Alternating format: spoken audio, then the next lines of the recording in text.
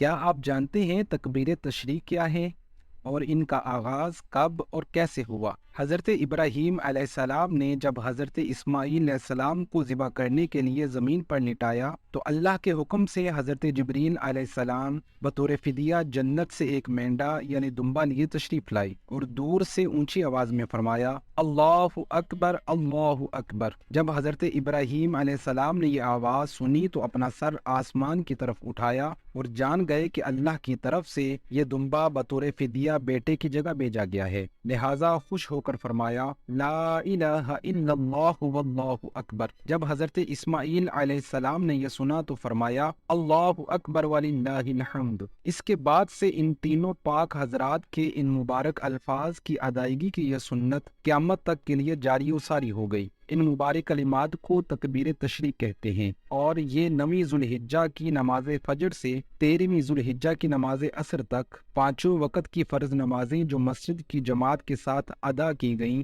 ان میں ایک بار بلند آواز سے تکبیر کہنا واجب ہے اور 3 بار افضل ہے۔ تکبیر تشریق سلام پھیرنے کے بعد فوراً کہنا واجب ہے۔ تکبیر تشریق یہ ہے اللہ اکبر لا الہ الا اللہ واللہ اکبر وللہ الحمد۔